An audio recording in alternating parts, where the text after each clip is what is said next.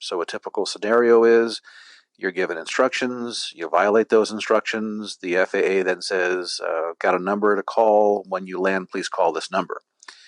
And the FAA, and specifically air traffic control, they're not trying to be bad people, they're just following guidelines. And you may have done nothing wrong, but now you've got a dilemma. Do you call the number or do you not call the number?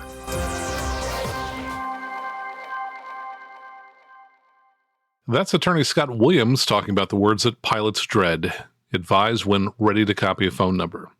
That's when you know that something you did attracted the attention of the FAA, and today Scott will tell you what to do when you hear those words.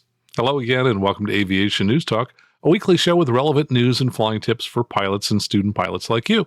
I'm Max Truscott. By the way, if you have thought about maybe someday buying a Cirrus SR20, SR22, or SF50 Vision jet, you've just about run out of time if you want to buy a new one and still get a tax deduction in 2019. But I've got some ideas for you. So if you're thinking about that, definitely give me a call. Or if you're looking at flight training in any of these aircraft, give me a call and I'll let you know what I can do to help. Call me today at 650-967-2500 for a free consultation and possibly a free demo flight. Now, last week in episode 116, we talked with Flying Magazine senior editor Rob Mark about the many stories that came out of this year's AirVenture 2019 in Oshkosh, Wisconsin. So if you missed that episode, you may want to check it out. And if you have found value in any of our shows, well, please consider supporting us with just a small donation through our Patreon page at aviationnewstalk.com/awesome. Or if you have a PayPal account, you can make a one-time or even a monthly contribution through PayPal at aviationnewstalk.com/PayPal. And when you do, we'll of course read your name here on the show. Now here's our conversation with attorney Scott Williams. Now let me tell you a little bit about Scott.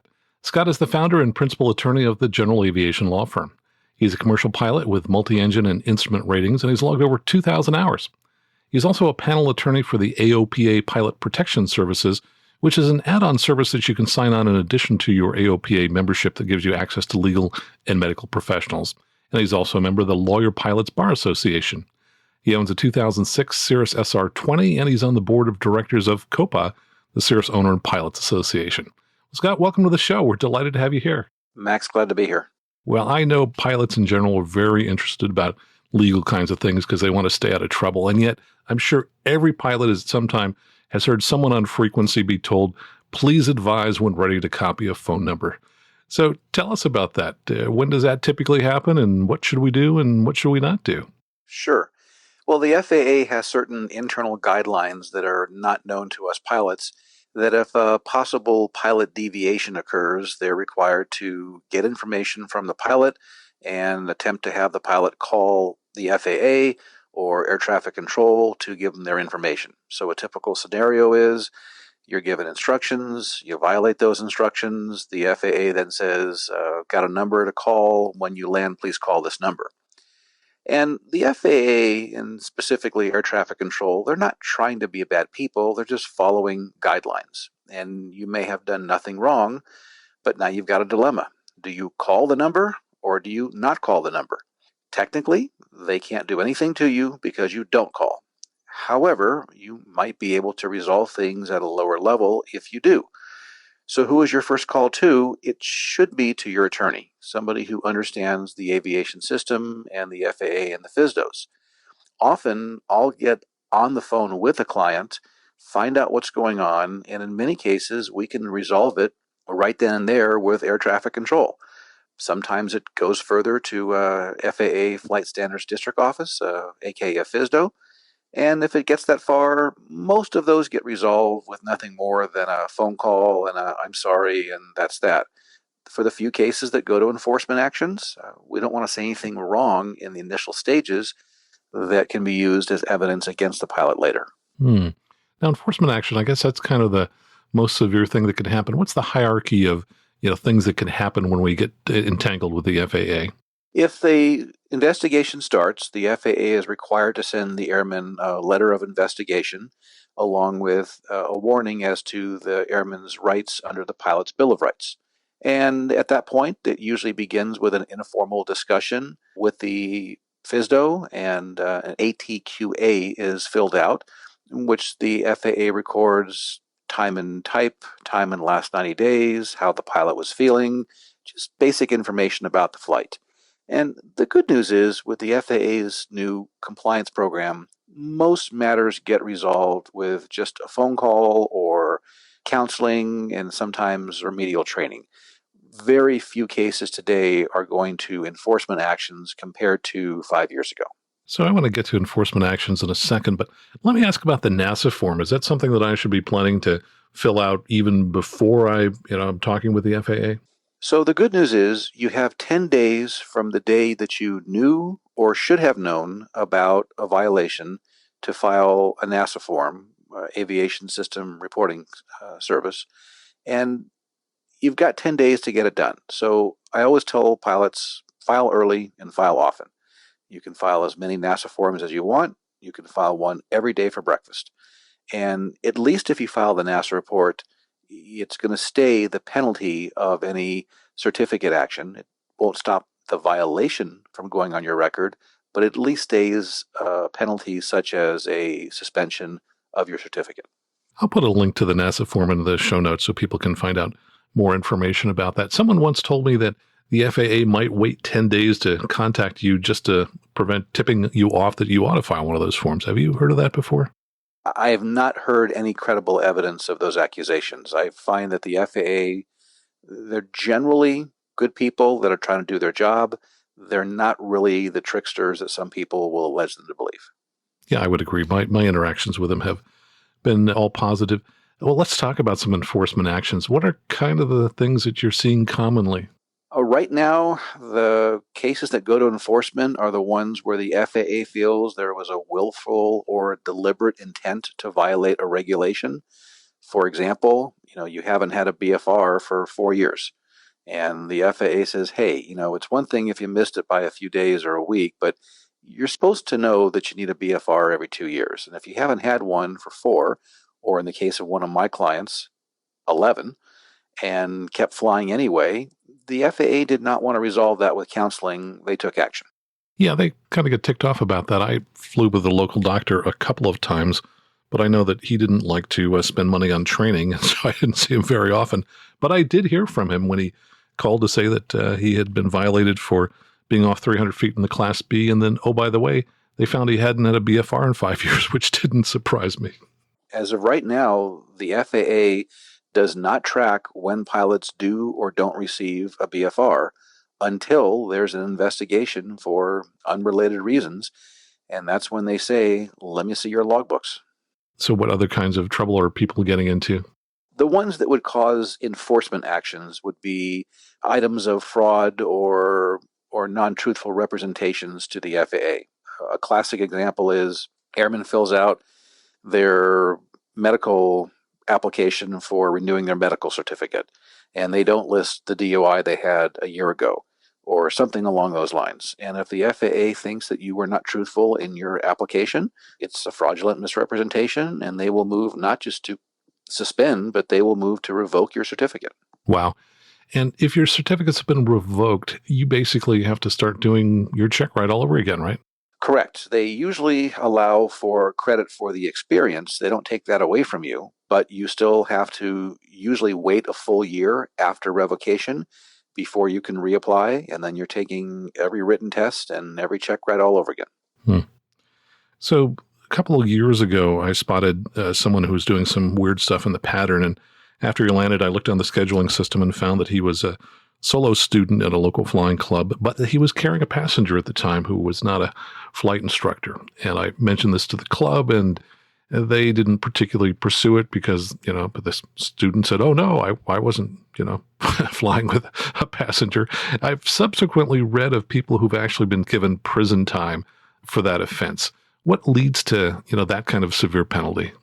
I have not seen in 17 years of practicing law anything resembling prison time by one of my clients' actions. You'd have to do something really severe, like flying drunk, like flying a jet when you only fly Piper Cubs. And for it to be criminally negligent, it has to be very severe. And I don't work with those cases every day, thank goodness. I'm sure that day will come, but it hasn't come so far. Oh, I'm sure they're very rare. The one I recall was student, solo person, had someone else in the airplane, had an accident, and that person may have been injured or killed or something like that. So that was pretty extreme. The worst case I've seen in the last couple years is a aspiring flight instructor who did not have a flight instructor certificate was signing off people's logbooks and using another flight instructor's signature to do it. Wow. And when the FAA found out, they revoked the certificates of the wannabe flight instructor as well as the actual flight instructor who wasn't even in the aircraft because he knew his signature was being used to sign off on ratings towards qualifications. It's amazing what some people will do, and I guess sometimes they just figure they can get away with it. That is true. Well, tell us in particular unusual cases or stories that you've had with enforcement actions. The good news is most of my enforcement cases are fading away fast because the FAA is doing less of them. One that really comes to mind that pilots need to be aware of is that when they have maintenance done by a shop, the minute the mechanic touches the airplane, it grounds the airplane until two things happen. Number one, the airplane is fixed, and more importantly, they get a maintenance sign-off, a logbook sticker, saying that the airplane has been repaired. And it's the mechanic's signature and number that make that aircraft airworthy again. So what frequently happens, still to this day, pilots are getting a flat tire fixed on the road, and they say something like, here's my credit card, just mail me the logbook sticker to this address. And they go flying. And although technically the work was done, it was not an airworthy aircraft because a mechanic had not yet signed off on it. So this happened one time when a jet operating under Part 135 was flying up to Alaska, had a high temp warning light on an engine, landed as a precaution in Oakland, found out a card needed to be replaced, and they stayed overnight. They got the part drop shipped to the FBO for installation, and the mechanic said to the pilot, after the installation and the run-up, good to go. Gave them the thumbs up sign. So after they loaded up passengers and loaded up baggage, they took off. And that's when the mechanic realized, wait a minute, we hadn't even wired the card properly with safety wire, and we hadn't closed up all of the compartments, and this airplane wasn't really finished yet. So the mechanic called the FAA and said, what do we do? Well, when the guy landed in Alaska, they finished up the job, and then they got an enforcement action from the FAA for a 160-day suspension for flying an unairworthy aircraft. We eventually, on appeal to the full NTSB, got that down to 60 days. But the message was clear that the work isn't finished and the job isn't finished until the paperwork is done. So the moral of the story to most pilots today is, if you're getting work done, wait for the logbook sticker. If you absolutely can't, at least get something on a cocktail napkin, maybe a text message from the mechanic with his certificate number saying, this aircraft has returned to service and logbook stickers to follow or something, so there's no misunderstanding that this aircraft is now airworthy. Well, that's pretty important because I'm sure that most pilots kind of figure, well, this is the mechanic's responsibility, and hey, if he forgot, it's not going to be on me. But certainly a professional pilot who can't fly for 60 days and also has to spend a lot of time in legal proceedings is not going to be happy with that outcome. And even the personal pilot that flies for fun doesn't like losing your certificate for 60 days. No, it's true. The drawback is you now have to list that on your insurance applications for the next 5 years. Wow. And what about the mechanic or the mechanic's company? Were they cited or held in violation in some way? No, the FAA thanked them and congratulated them for their cooperation, for making the phone call. Basically, they didn't have a chance to finish fixing the aircraft because the pilot took off. Let's switch gears a little bit and talk about Part 135. I think that's probably one of the most confusing things for pilots in general. I think everyone's had the experience where someone was said, hey, I want to go somewhere and you're a pilot and can you take me there and I'll pay for, whatever percentage of the flight. Can you just kind of spell out for pilots in layman terms, when they are crossing the line and are now involved in Part 135, which they're not allowed to do unless they have a certificate? Sure. So most of us operate under Part 91, which is basically personal and business flying. And that's all great until we take either too much money or take it in the wrong fashion. And now we cross the line from Part 91 into what the FAA considers is Part 135 or air taxi operations. So the basic rule is we've always been able to take our pro rata share of expenses from people in the aircraft. So a hypothetical example, you're renting an airplane, it's $200 an hour. There's 4 people in the aircraft, including the pilot.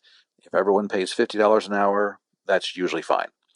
Where we get into problems is maybe it's your aircraft and the fuel to fly there was only 200, but you're going to charge your passengers for part of the engine reserves and the hangar and the insurance, and that's not allowed. They have to be direct operating expenses. They can't be things that are not paid as a direct result of that flight. I often run into people who've just gotten their commercial pilot's license and they think that now they can be in the charter business. Tell us why that's not the case and what they would need to be in the charter business. To charter an airplane with either carrying goods or people for hire, you're required to have an air taxi certificate and be approved by the FAA under Part 135. There's limited things you can really do with a commercial license under Part 91. Classic examples are if you've got a flight instructor certificate, you can charge for flight instruction. You can ferry aircraft with no passengers on board, but you personally can ferry an aircraft solo. You can do banner towing and aerial photography and those type of operations where you're not carrying passengers for hire. But if you want to hop in an airplane and charge for a seat, that's a 135 op. And how difficult is it to get a Part 135 certificate? It's a very complex and tedious process. And what most don't realize is that not only is it expensive and tedious and takes a long time, but the regulations that will apply to your airplane under Part 135 are so much more onerous than under Part 91. The increased maintenance requirements, the inspection requirements. It's a full-time proctology exam by the FAA. And when you look into it, it doesn't make sense for 99% of the people who are even thinking about 135. And I guess for the pilots as well, they're going to have additional requirements. Correct. Pilot requirements are more stringent. Example is we Part 91 pilots can do a 0-0 takeoff if we so choose. Under Part 135, that's no longer legal. Fuel requirements are different. It's a whole different ballgame. What really gets people in trouble is they often get into Part 135 without intending to go there. We call it inadvertent flight into Part 135. And a classic example is that people put an airplane into an LLC for liability protection. So far, so good. And then sometimes they'll rent that plane out by the hour. So far, so good. So long as the person renting the airplane is either flying it themselves or they themselves are hiring the pilot who flies the plane. If you provide an aircraft with the crew, a term the FAA considers wet, which is not related to fuel, but if you provide the aircraft and the crew, the FAA says that's a flight company department, it's Part 135, and you have to have an air taxi certificate. Well, good. Thanks for explaining that. Let's talk about buying an airplane. I think there are probably so many pitfalls illegally with buying an airplane. Let's start with the beginning and the purchase process. What are some of the do's and don'ts when people are buying an airplane? The number one don't is don't sign some contract unless you and your attorney have read it over carefully and understand what it means. Typically, if it's a very small purchase price, I see buyers and sellers writing out purchase agreements on a cocktail napkin, or I see them going to the internet and downloading forms, and some of the provisions are fine, some of them aren't, and they don't know what they're signing. A lot of brokers have their own forms, and a lot of forms are designed to protect the broker and not necessarily the buyer or the seller. So I do a lot of representation on both sides. If I'm representing a buyer, I want to make certain the agreement has the right provisions to protect me. I want to make sure I always have an unconditional right to do an inspection and to walk away if I don't like the results of that inspection. Money should always go into an escrow account. What happens if I inspect the airplane and it's unairworthy? Do I have to take it back to the seller's home airport, or can I leave it where it is? These are things that most buyers just don't think about. What about title? Title is always a concern. If you're buying an aircraft and you pay good money for it and it turns out you don't have the title you think you had, you may have nothing more than an airplane you can't sell in the future. If you're financing an aircraft, the good news is most banks do a title search and they make you pay for it, but a lot of cash buyers don't do it. And I recommend you always have a title search done by a reputable title company. They're all in Oklahoma City, and for not a lot of money, they can do a title search. And what about insurance? Where do pilots get in trouble with insurance with their new aircraft purchases? Getting the insurance isn't difficult. It's, are they actually reading the policy to find out what's covered and what's not covered, and more importantly, what representations and warranties they're making to the insurance company. An example would be you call your broker and say, get me insurance. A lot of us like our brokers, we trust our brokers, but most of us don't understand that unlike a real estate broker, an insurance broker does not owe any fiduciary duties to the pilot or to the aircraft owner to get the best policy at the best price. So I tell people, read the actual policy, find out what the definition of a covered pilot is, and make sure that not only you, but also other people that may fly the airplane can meet that clause. And if they can't, then you've got to look for different insurance. So talk a little bit about the open pilot clause on insurance and covered pilots. What exactly does that mean for the layman who might not understand these terms? Sure, there's two types of pilots that are covered under most aviation insurance policies. You've got a named pilot where a specific individual is named, and if you're that person, good news is you're covered subject to other representations and warranties. An open pilot warranty would be something like any pilot with at least 500 hours of total time and an instrument rating and 10 hours in make and model. And so you can take a look at that and figure out, okay, this pilot does or doesn't meet that qualification. But make and model is very specific. Just because you've got 500 hours in an SR22, but no hours in an SR20, that doesn't mean that you're covered if you fly an SR20. So it's very specific. And what kind of problems might people run into if they borrow somebody else's airplane or if you lend your airplane to someone else?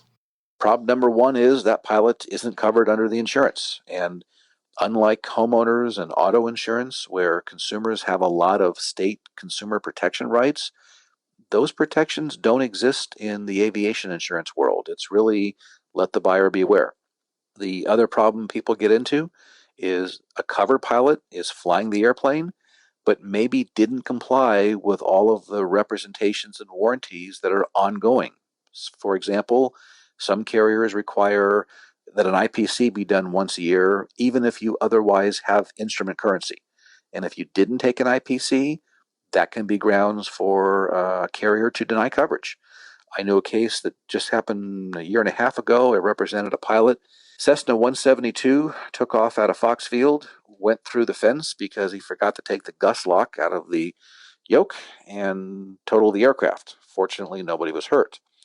Upon investigation, the insurance company found out his BFR had expired 4 days earlier. And as a result, they paid nothing on the claim, and there was nothing we can do about it. Wow, I guess you're really going to mind your P's and Q's and follow every little detail. Yeah, and it's not just the policy, it's calendaring all of the events that you have to comply with to make sure that you're legal to fly. I just wrote an article for Copa Pilot Magazine on night flight, night operations. It's the easiest thing in the summer for us all to become non-current on, because if you haven't done 3 takeoffs and landings in the last 90 days at night, you're not current to fly, and it's tough to do that in the summertime. Yeah, and for years I used to think that it was just 3 landings, and of course, it's a lot harder to get those 3 takeoffs at night unless you specifically go out there to do them at night. Correct. Let's talk about the other end of the purchase process. When people decide to sell their baby, what kind of problems can they run into there? So if I'm selling an airplane, my 2 biggest concerns are getting my money and eliminating any future liabilities. So again, we come back to the age-old question, whose contract do we use? And ideally, if I'm the seller, I'd like to write the contract or have my lawyer write the contract, or at least know and trust the broker's contract.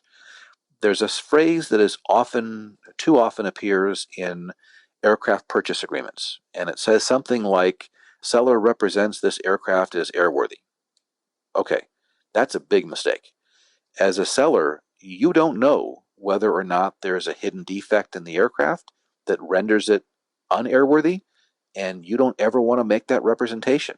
That's the kind of stuff that gets sellers wrapped up in court litigation long after they've sold their airplane. Well, let's talk a little bit more about maintenance as an aircraft owner. Tell us about shop contracts and things that pilots need to be looking out for. Sure. Most pilots take their plane to the shop and just engage in a bunch of verbal contracts as to what's going to get fixed and for how much, and maybe there's emails going back and forth, but that's pretty much about it. What a lot of pilots and owners don't know is that most of these invoices on that shops put out, they have terms and conditions in fine print on the back, and by accepting the aircraft and paying your bill, you've just signed off on those terms and conditions. Take a look at them. Make sure that they're not wacky. Most of them are pretty fair, but you never know. Where I find there's usually a problem is the owner says to the shop, I want this work done, I've agreed to this much money, and nothing gets put in writing. And then the shop does either too much work and charges too much, or they miss something that the owner thought was getting done, and then problems develop. So keep communications as open as possible, and whenever possible, I'd love to use emails versus phone calls because there's a record of those things. I guess even if you make the phone call, just use the email as a kind of a follow-up after the call. I do frequently with my shop. I'll authorize work to be done or an inspection to be accomplished by phone, and then I follow up with an email, or some of my shops are good and they email me first. What are some of the more unusual things that you've run across in the practice of aviation law? There's a belief out there that it's somebody else's responsibility. And what I try to impress upon pilots and aircraft owners alike is that you've got a lot of responsibilities that are just not delegable to somebody else. Who's responsible for safely operating the aircraft? It's always the pilot in command. And the minute the pilot says, well, I thought that was somebody else's job, or I thought it was the mechanic, or I thought it was ATC, that's when problems develop. The mentality needs to be, if it has to be, it's up to me, and the buck stops with me. As an aircraft owner, maintenance is your responsibility, and you can't say, I thought my shop was handling that. You don't have to look over their work and watch them do the work, but if you rely upon a maintenance sign-off, that's good. But that doesn't mean that your shop is going to look for all of the work that may need to be done to the airplane if you didn't tell them to do so. So, as an example, you bring your plane in for an oil change, and there's an airworthiness directive out there. Your shop isn't required to look that stuff up when they do an oil change. They might for an annual inspection, but they're not going to do it for brake jobs. I think we've all heard somewhere along the line that if you're buying an airplane that, hey, the right thing to do is to register it in Delaware. Talk a little bit about the mythology around registering aircraft and, what do you think the right way to do it is? Sure. So the general rule is if you're going to be using an airplane for your own personal use, there's nothing wrong with having it in your own name or maybe for estate planning purposes in your trust. If anybody besides you is going to be flying the airplane, and that means partners, renters, anybody else, your aircraft needs to be in a legal entity, usually an LLC. And I hear this all the time. Well, shouldn't I do this in Delaware because it's better protection? Or shouldn't I do this in Nevada because they're tax-free? And the bottom line is it doesn't matter where your LLC is formed or domiciled. If you're flying your airplane in and out of California, then the California Franchise Tax Board is going to tax your airplane and your LLC just like anybody else's. So the advantages of going to places like Delaware are very limited in scope to situations where you have large corporations and they have boards of directors where they have to limit liability for directors and members. And absent some unusual circumstances, there's no good reason to be putting planes in Delaware unless your aircraft is based in Delaware. Well, you brought up taxes, and that's a subject I think that a lot of pilots who aren't getting into aircraft ownership are not familiar with. Talk about some of the taxes that they will become involved with and, which they can avoid and which they can't and which ones are kind of maybe. So there's basically 4 types of taxes related to an airplane. The most obvious of which is sales tax. You buy the airplane, you pay tax on the purchase. Even if you buy the airplane in a tax-free state or you live in a tax-free state, you've got to be careful that your state may have a use tax so that when you fly it back from Oregon, which is a tax-free state, to California, it doesn't matter in California. If you bring it back in a year, you're going to start paying taxes on that airplane, just as if you bought it here. Many states, not all, have personal property taxes that are assessed against the value of the airplane. Each year, it's either in the state or in the state for more than a certain number of months per year. Then you have income taxes. Although planes don't pay income taxes, the challenge is people deduct aircraft expenses against their ordinary income all the time, and they don't have a CPA who knows what they're doing. The IRS is notorious for going after aviation expenses and depreciation and Section 179 deductions because they know there's a lot of money to be had on those audits. So you've got to consult the right professionals to make this work. And I know a lot of pilots, when they buy an airplane, would like to be able to deduct some of the cost of their aircraft because they have some type of business use for it. And I'm sure it's not always clear to them whether it's really a legitimate business or not. Tell us a little bit about how pilots can legitimately use an aircraft for business purposes and get deductions for it. So the IRS uses the age-old ordinary and necessary tests before they allow any deductions for a business, and that's aviation and all other expenses. If you're buying an aircraft because you need to use it for travel in your business and you can convince the IRS of that, then fine. Then those flights would be deductible. If you're trying to deduct an entire aircraft and depreciate it and take all of the bonus depreciation, then you better be prepared to document your use, how much of it's personal, how much of it's business, and there are complex formulas that CPAs use to determine how much you can actually deduct. And the average CPA doesn't know how to calculate this. You need to consult an aviation tax expert to give you the right advice. One other aspect of purchasing an aircraft is pre-buy inspections. I still remember years ago buying my first aircraft and doing a pre-buy and basically getting an almost non-existent list of discrepancies. And they charged me $600, and lo and behold, got it home and found there was all kinds of work that needs to be done. Talk about pre-buy inspections in general and what some of the pitfalls are. Sure. So the purchase contract, if it's properly written, is going to say something to the effect of this plane is sold as is, where is, with no warranties expressed or implied.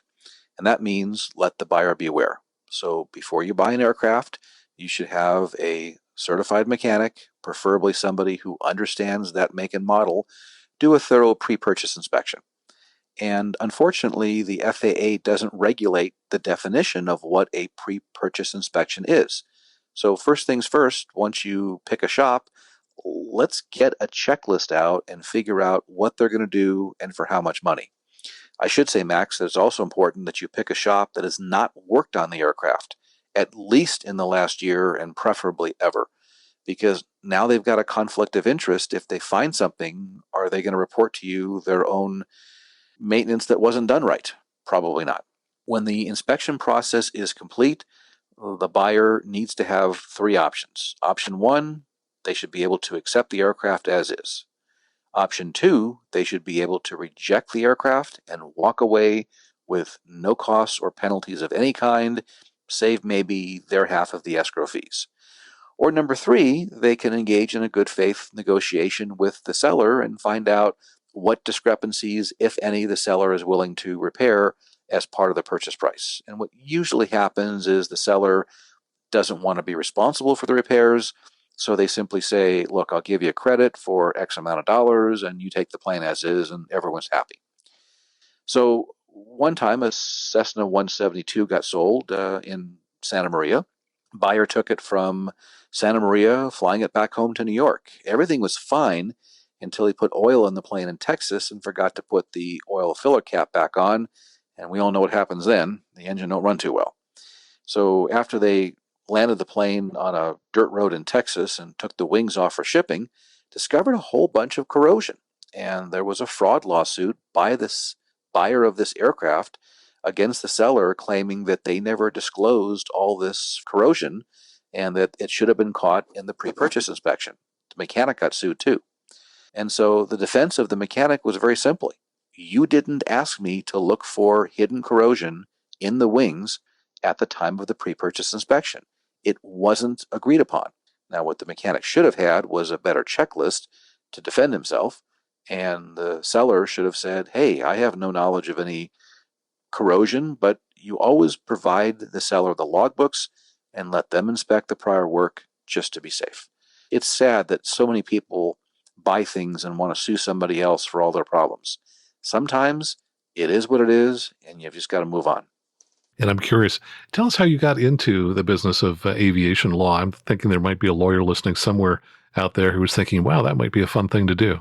So I've been practicing law now, I guess going on 18 years, and about 13 years ago got actively involved in COPA and learning about the process, and I decided that I wanted to expand my practice into aviation law. I became a panel attorney with the Aircraft Owners and Pilots Association. They've got a good training program for new lawyers starting out in that field, and then you start learning by the School of Hard Knocks, and I've got a degree on my wall that says I've got that degree. So you have a few hard knocks is what you're saying. Yep, been practicing aviation law for over 10 years, and it's become a big part of my practice. Well, Scott, as we start to wrap up here, any final kind of advice or guidance you have for pilots? For pilots and aircraft owners alike, it's important to realize you know what you know, but you don't always know what you don't know. And sometimes buying an aircraft or owning an aircraft, selling an aircraft, requires you to get professional advice from other people who may know the right answers. So when it comes to taxation, you get an aviation CPA that knows that area specifically. When it comes to drafting contracts, it's important you talk to an aviation attorney that understands a plane's different than a car. And when you're in trouble with the FAA, that's no time to operate on yourself or start talking to the FAA and saying the wrong things.